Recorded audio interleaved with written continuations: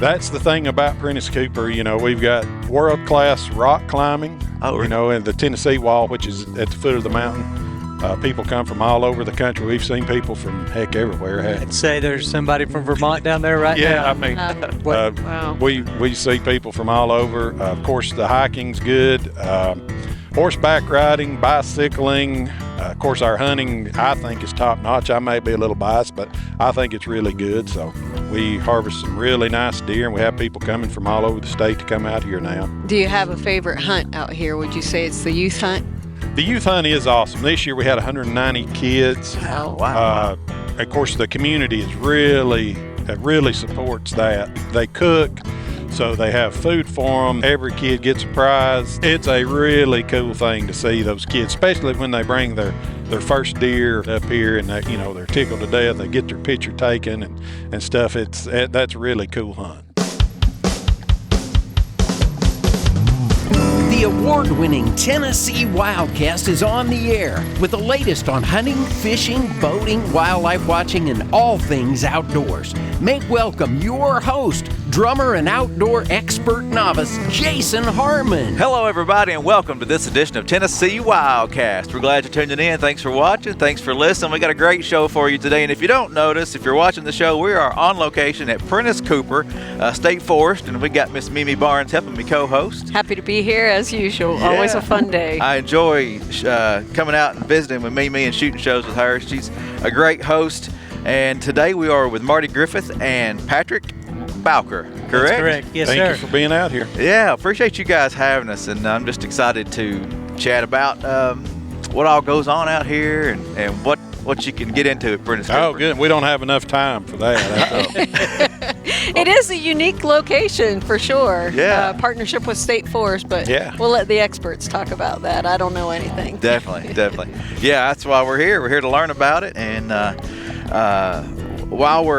before we get started, I want to highlight just the fact that we appreciate our radio partners out there.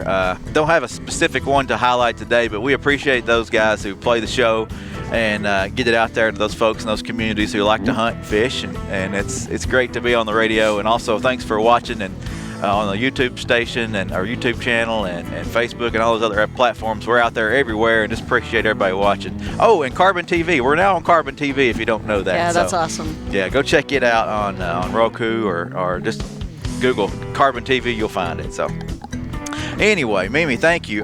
How do we want to get started today? What kind of angle do you want to hit today? I always love starting with hearing about our employees. I'm so proud of the great work that happens in not just this region, but across the entire state, and feel like I work with the best people in the whole world. So Definitely. let's start off hearing a little bit about these Let's two. do it. Who do you want to start with? Marty? Go ahead, Patrick. We'll let you start. All right, then. Pass the buck. I'll pass it. Tough act to follow.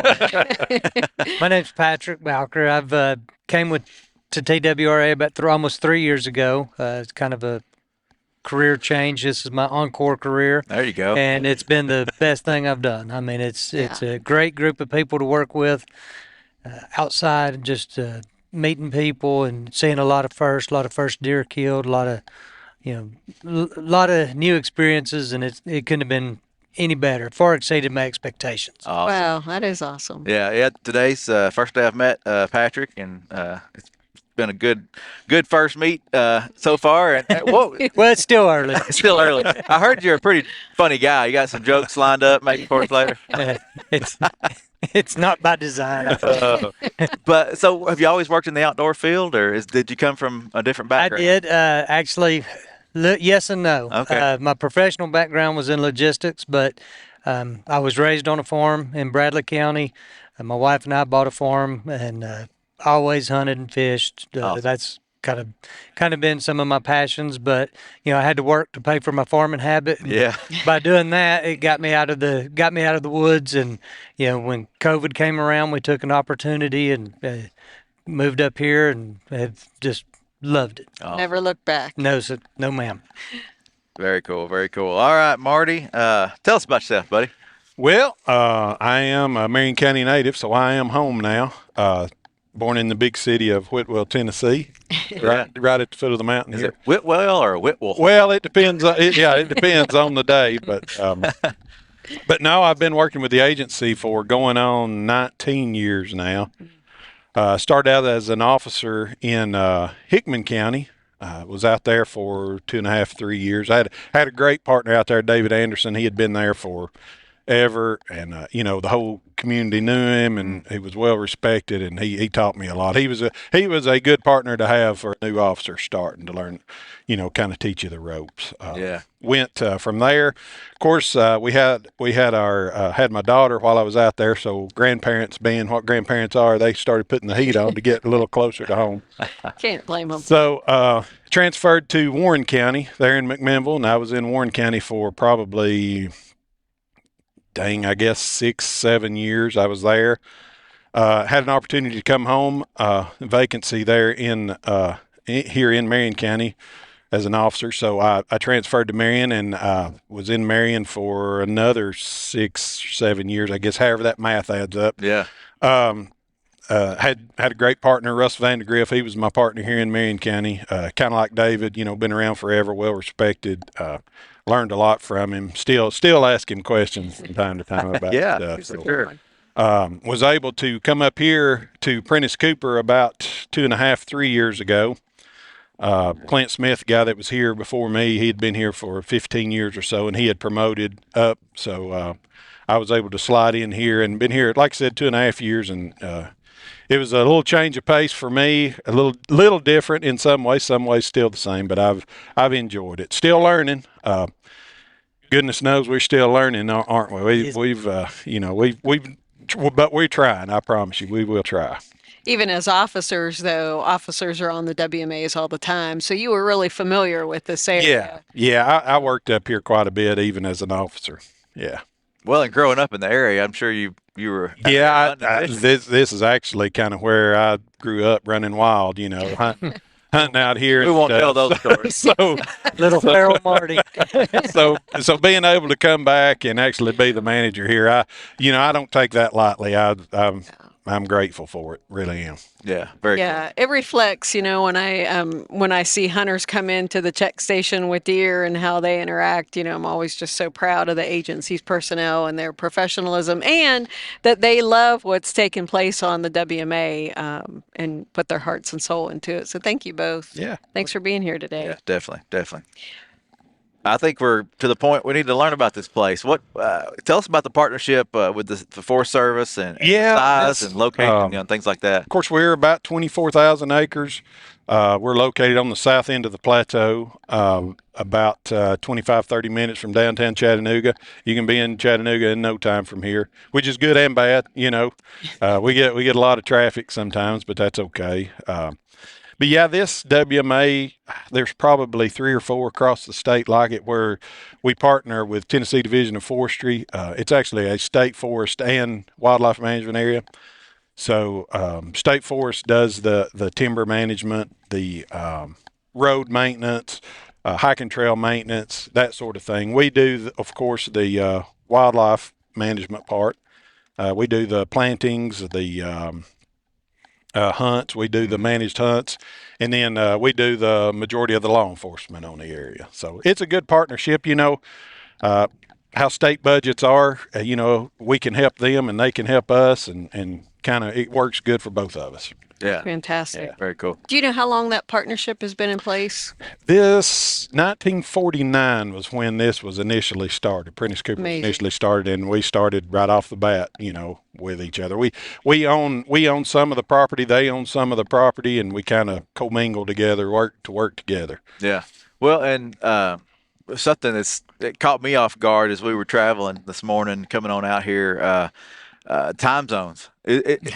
It's still in central time zone here, and you're so close to Chattanooga where you think Eastern time zone. Right. Yeah, we're right on the line. The county line, which is at the bottom of the mountain, is the time zone change. So that can get confusing sometimes, especially if your cell phone gets to switching back and forth on you.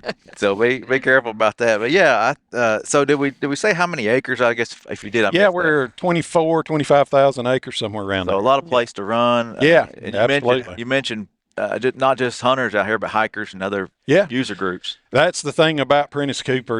We've got world-class rock climbing, and the Tennessee Wall, which is at the foot of the mountain.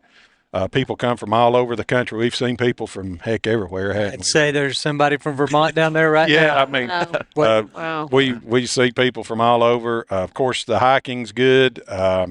Horseback riding, bicycling. Of course, our hunting, I think, is top notch. I may be a little biased, but I think it's really good. So just all around WMA, really, multi-use WMA. Yeah, that's awesome. And do you have a range on property? We do. We have a tier 1 range. We do rifles and handguns. We've got a 50-yard range, a 100-yard range, and then a handgun range. We don't allow shotguns. They tear up our target holders and stuff quite a bit, so we don't do shotguns. But it's a tier 1 range, so it's not manned. We don't have a range safety officer there, but it's really good. We keep it as clean as we can and well stocked as we can, and people brag on it. So I don't know if they're just making us feel better, but they seem to like it. But That's great. all you need is a tier 1 range permit or a valid Tennessee hunting license to use it, and we're open. It's open Thursday, Fridays, and Saturdays, sunrise to sunset. Just come and enjoy it. Well, that's good. I mean, people who like to hunt small game, big game, whatever, could utilize that. And Yeah. it's great that Yeah. people respect that. I know sometimes we have trouble with different ranges like Yeah. that are unmanned a lot of times, and people can We've been- disrespect them. But that's good that you're having good response. We've out been there. very fortunate. We've been fortunate to have some good people. It's like everything. You may have a few, but for the most Yeah. part, it's really good. That's great. Yeah. So we've seen good deer come out Yeah. come out of Prentice Speaking Cooper. of, yeah. So tell us what the area is known for. What are people going to come in to do? Well, of course, most people they come to, our big thing is the hunting. So they're going to come to deer hunt. They're going to come to turkey hunt. We have really good turkey hunting in the spring. Awesome. Our fall hunts, we have I have an open hunt archery. We have a quota hunt archery. We have 2 quota hunt muzzleloaders.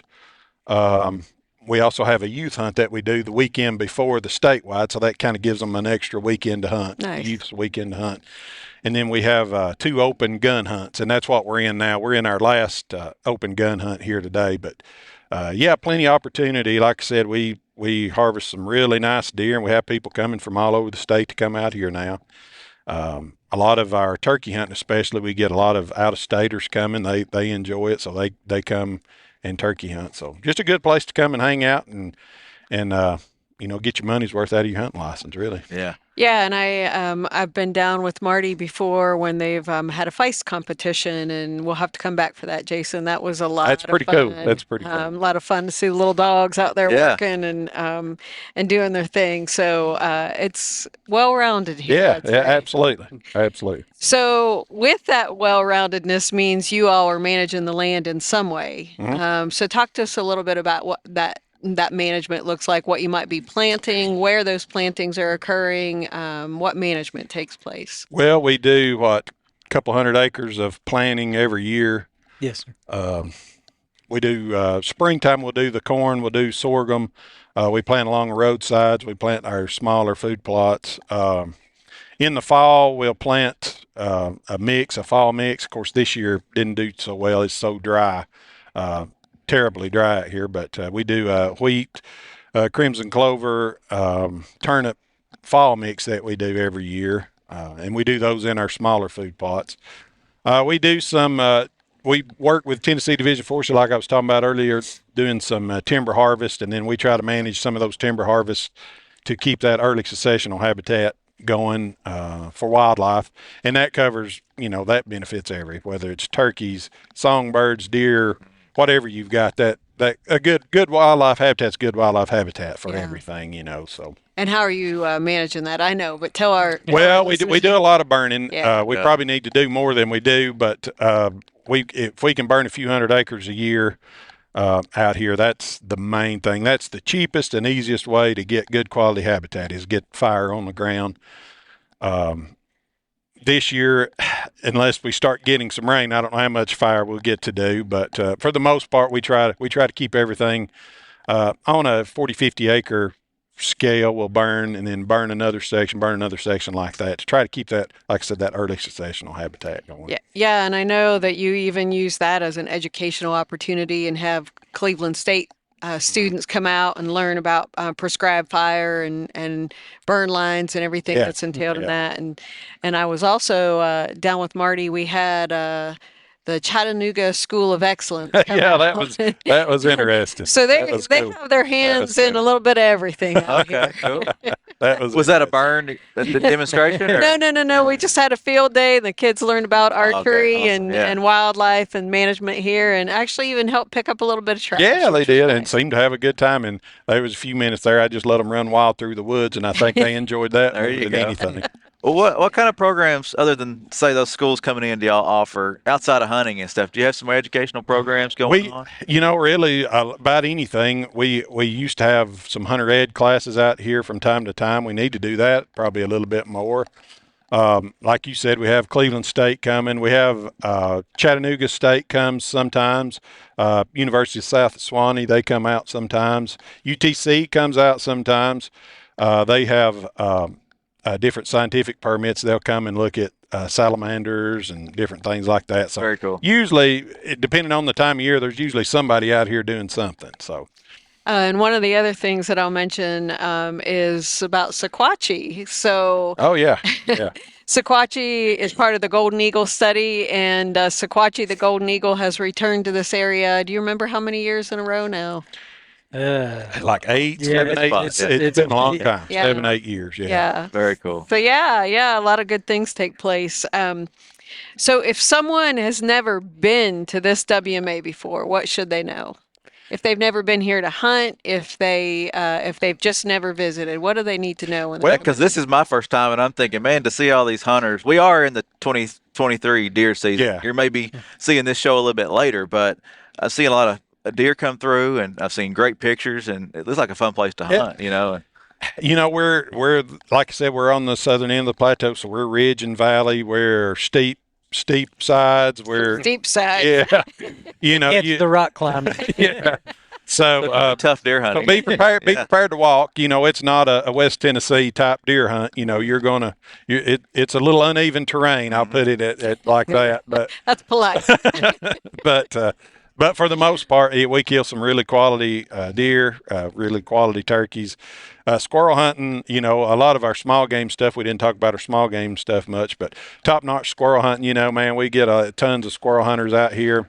You'll see some rabbit hunters out here. We have raccoon hunting that's really good, 4 days a week during the season. So, if you want to do it, you can probably do it out here, Speaking of squirrel, do you see the fox squirrels out here? Do you have those? We don't have those yet, and Okay. I'm hoping eventually they'll kind of matriculate up here. But we don't have, even though we've got the Tennessee River surrounded on two sides of us, and you'll see them down there every now and then along the riverbank. Okay. But they haven't come up here yet.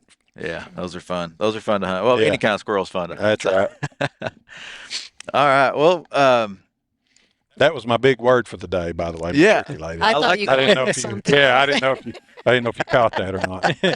I like that. I like that. So we talked about some challenges. What are some of the common questions you receive as people coming by? Well, a lot of people like you been up here for the first time. A lot Yeah. of people. We're so close to Chattanooga.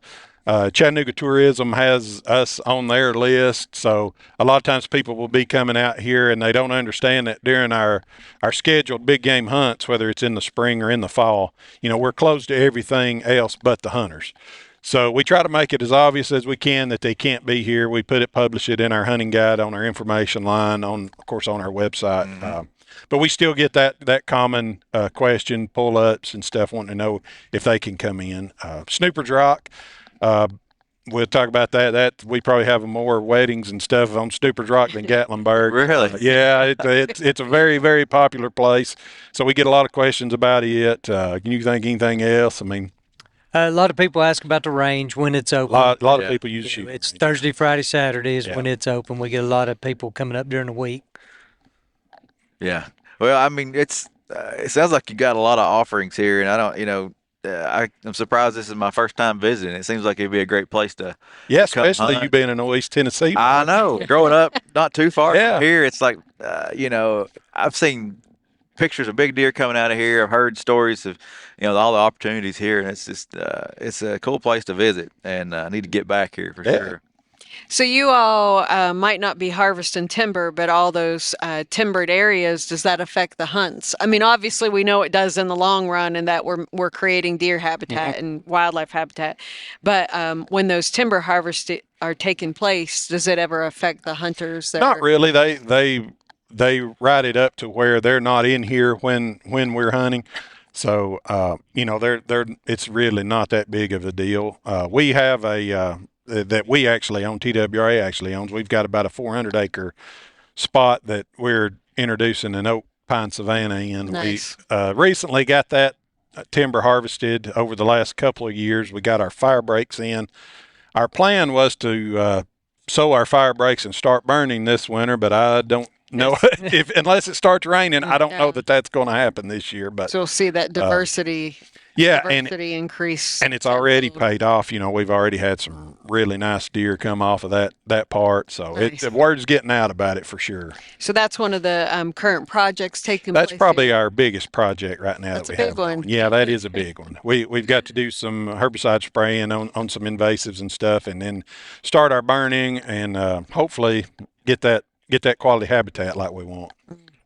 Do you see repeat customers come in that might come in to stay during a hunt, or do you see repeat customers come through? We've got guys that's been coming for 30 years out here, the campground. They'll come and stay at the campground during the hunts and come up. And of course, they've known every manager and technician from the start up to now, And So- most of them know how we like our steaks cooked. And Most of them are, so they're welcome anytime. most of them are really good cooks. They like to fry fish. Yeah. That don't hurt our feelings any. So yeah. Everybody worries about putting on weight during the holiday season. Ours is deer season. The hunters down here really take care of us. It's one thing that I love about the WMAs and the managers and technicians that you're out there and you see those folks and establish those long-term friendships coming in. Yeah. I just love it. It's one of my favorite things about visiting. You mentioned the technician position. In my opinion, the technician position is the most important position at least in WMAs and fisheries and stuff like that. I mean, they do the grunt work. They do the bulk of the work. When you see something get done, most of the time a technician is the one that's doing it. So we don't really celebrate them enough, in my opinion, and that's really the I'll quit. that's really the lifeblood of the agency, the WMA system, I think. I'll give you a check. Well, I was going to ask that, or just kind of bring that up. I mean, Patrick's background in farming, I'm sure, plays a huge role in implementing some of the practices that you're used to doing on your own farm. And I'm sure there's a big challenge, coming into a forest in different environments than some agricultural side of things. It's definitely different. We, I never was worried about getting run over whenever I was farming on my own. But around here, you never know what's around the corner. It can be a hiker, somebody on a horse, and some of the places we go are a little bit treacherous. Well, on a tractor, you just got to go slow and be steady. We were talking about terrain, and you pulling implements down, one lane rock roads through a creek. It can get interesting. It can get fun sometimes. Yeah, and being strategic in your plannings too, as far as these small plots and how to, just different style. Yeah, they really do take advantage of those areas along roadways. And the other thing that happens is all that biological data that you all are taking when a turkey or deer comes in. I mean, when they come into the check station, of course, we weigh, age, we take measurements, and all that. And we've got all that information from 1980, whatever, all that information's there for the taking. If somebody would like to see it, or if any of our biologists ever have questions about something, we can go back and show them this is what happened in 1989 or whatever, or this is what happened this year, and we can kind of compare it. Do you have a favorite hunt out here? Would you say it's the youth hunt? The youth hunt is awesome. This year we had 190 kids. Wow. Of course, the community is really really supports that. The local Suck Creek Mountain community, they come out, they cook, so they have food for them. They beat the bushes for prizes, so every kid gets a prize. They draw for guns. They draw for. We had a little mini bike was the grand prize this year. So I mean, it's it's a really cool thing to see those kids, especially when they bring their first deer or something like that up here, and they're tickled to death. They get their picture taken and stuff. That's a really cool hunt. That's very cool. That is. Well, we're coming off of the 23 season, deer season. What's one of the big deer that come off this year that you've been impressed by? Goodness, we've had some doozies. Because I've seen some pictures floating around on Facebook and things. Yeah, we've had some really big ones. The one non-typical was probably the one that's talked about the one the most. Most everybody talking about. We had an 18-point non-typical killed. Wow. It was a younger deer, but it was pretty impressive. Yeah. But we've had some, reach that right around that 200-pound field dress mark, which is a big deer for Tennessee, especially old ridge and valley deer for Tennessee. We've had several good 10 points, 8 points, 12 point or two. Yeah, we've been very consistent in the 160 to 170 range. Wow. Yes, we'll get a lot of harvest in that weight range, which for the mountains around here is pretty good for an average. Yeah, I'm sure you're seeing that size and quality deer increase. People are being a little more selective, probably. They are. They're being a little more selective. But out here, we don't do antler restrictions or anything. I guess I'm a little more old school. I kind of like to have a place where if a person wants to go and, they don't get to hunt much and they see a nice 6-pointer and they want to shoot it, heck, they can take it, I guess that's, I don't know, that's kind of old school in me, but I think we need places like that. Yeah, people definitely. just go and enjoy themselves. Yeah. Don't have to worry about, is that, Whether it's a kid or an adult, for their first opportunity out there to hunt or not getting, like you said, not having a lot of opportunity, it's taking a 6-point is absolutely anything. And we're seeing more and more participation on our WMAs, and I think that's because we're losing a lot of our regular private access, either by development or whatever. But these WMAs, in my opinion, become more and more important to people. Definitely. Yeah. As I grow older, I think, man, I should try to hit some more of those WMAs. Yeah, me too. Me too. I think it'd be fun. Yeah, me too. Well, we're about to hit the mark here. Anything else that we haven't covered that you think we should touch on today that folks need to know about this property? Well, I don't think so. I think we covered everything pretty good. I just wish everybody would come out and use it. We pay for those hunting licenses, so get your money's worth.